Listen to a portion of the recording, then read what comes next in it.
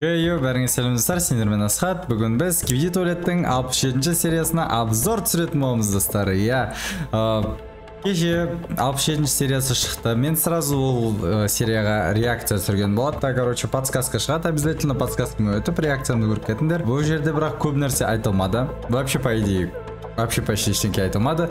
Осы видеода енді точно не болғанын бәрін талқылайтын боламыз. Сосын обязательно видео бастамай тұрып каналға тіркеліп, лайк басып, комментарий қалдыруды ұмытпаңдар, достар. В общем, видео неден басталады? Дафабук бізді вообще шокирует етеді бұл видеода. Себебі біздің камераменіміз бен спикерменіміз оралады, достар.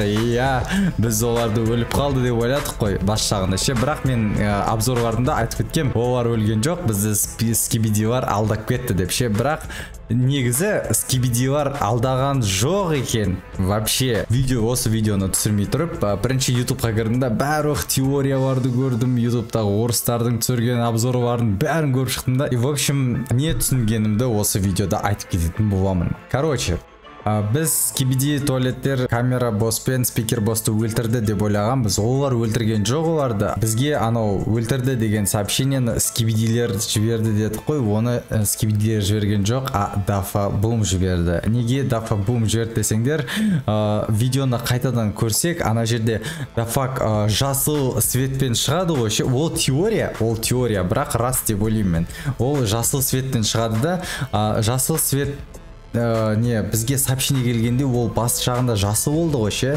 Вот, сол үшін ол сообщениені Дафак бізге жіберді деген теория бар. Ол бірінші теория. Сосын енді теориялар пока что видеоның соңына қалдырайын теорияларды. Бірінші обзор түсіріп жүрейін. Не болғанын бұл серияда? Қалай серия басталды? Серия, короче, машинаның ішінен басталады. Машина емес, бұл бульдозер ма, танк па, бір нәрсе. Ол танкты біздің камераменіміз айдап жатыр. Ал біз базука камерамендердің атынан қарап жатырмыз. Анау дәу базука камера бар ғой оң жағындағы. Сол базукаменнің атынан қарап жатырмыз. Неге үйтіп шештің Асхат десеңдер? Видеоның ортасында үлкен соғыс болады, шайқас болады. Сол шайқаста камера босс біздің атымыздан базука, екі рет базукамен атады.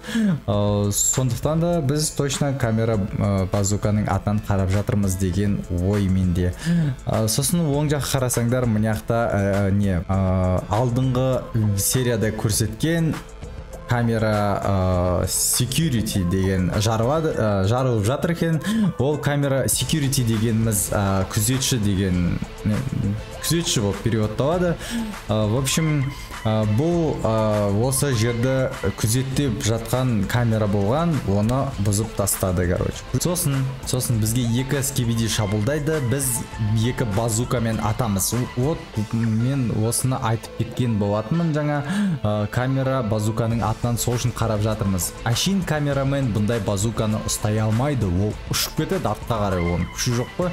Міне астында бір камерамен жатыр екен, үстіне бір арматура ма, не тығып кеткен, бір нәрсе тығып кеткен екен. В общем, бізге сразу скибиди полиция шабуылдайды. Біздің байқұс камера жүргізушімізді өлтіріп тастайды арматурамен. Осылар арматураны жақсы көретін. И қашып кетеді да, бірақ біздің артымыздан шығады да, бізді камера базукамыз құтқарып қалады. Лайк дейді. Типа лайк дегені ол сен маған қарыз болып қаласың деген сөз ғой. Типа мен сені құтқардым, сен маған қарыз болып қаласың дейді. Оң жаққа қарасақ, лайк деген жерінде оң жаққа қарап қалсақ, Дафак тағы бір рет көрсетеді. Неге екі рет көрсететінін мен түсінбедім. Может, ол екі Дафак бар шығар бұл әлемде, может просто Дафак телепорт жасап жүреді. В общем, оны түсінбедім. Ол пікірлеріңді, короче, комментарийға жазып кетіңдер обязательно, не деп ойлайсыңдар ол туралы. Ал сосын біз, короче, мынаяқта локдаун деген лабораторияны көреміз. Локдаун дегенді ағылшыннан қазақшаға переводтаған кезде. Локдаун дегенді переводтасақ, бункер деп переводталады. В общем, лаборатория аудим, себебі үстіне қарасаңдар 3 унитаз статуя тұр да, 3 унитаздың ескерткіші тұр да. Бұл үлкен лаборатория деп ойлаймын. Бұл жерде өйткені Zoom ғалымның бір істеп жатқан нелері ғой, темалары ғой, короче. сол жағымыздан бізге короче бір жасыл бір кислотамен ба атат бізге короче. Ол кім десек, ол Скибиди мафиозник екен. 28-ші серияда пайда болған. Маған подписчиктер рахмет сендерге.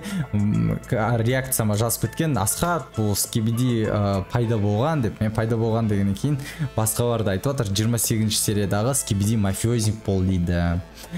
Сосын бізге камера босс пен спикер боссты көрсетеді достар. Осы жерде біз Скибидилер өліп қалды деп ойладық қой, бірақ олар өліп қалған жоқ еді. Олар жай ғана вообще даже оларды ұстап алмаған да ғой, олар тұтқынға алынбаған да. Олар өзімен өзі кетіп қалып, енді келді бізге көмектесуге.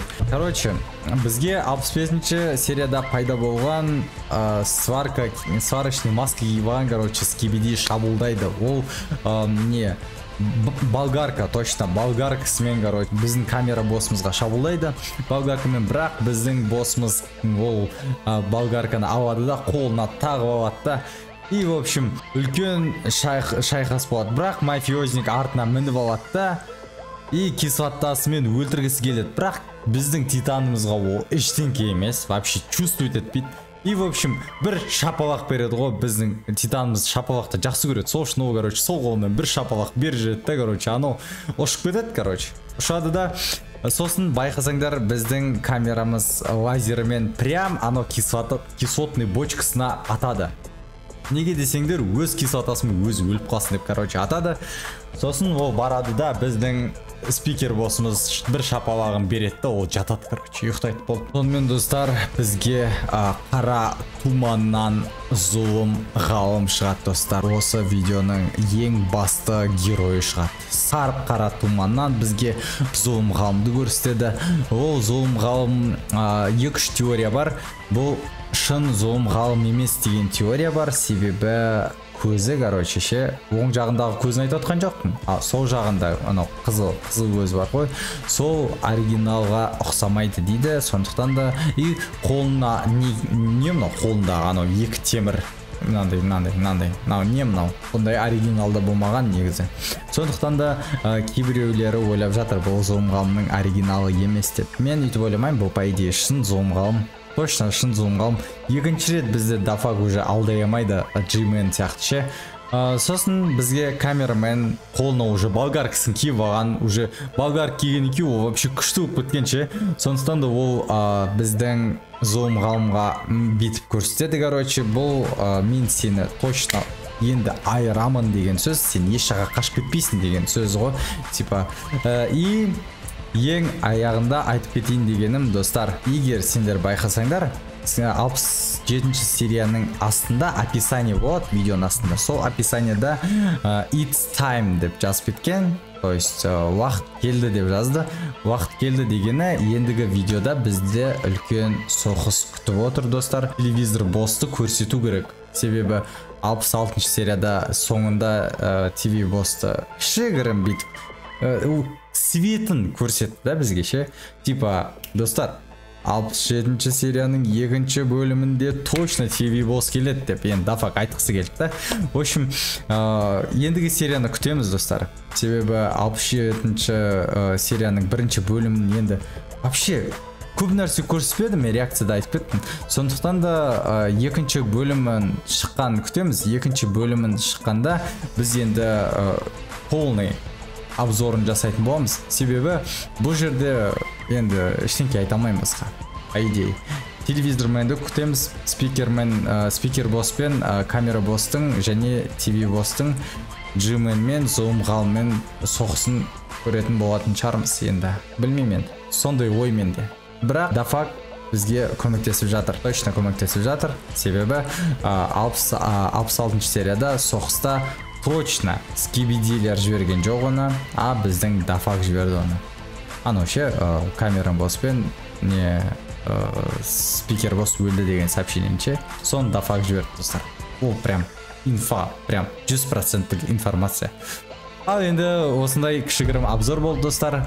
Сендерге ұнады деген ойдамын. Ұнаса обязательно лайктарын басыңдар, комментарий қалдырыңдар, каналға тіркелуді ұмытпаңдар. Ё-моё. Осымен келесі видеода кездескенше. давайте сау болыңдар достар.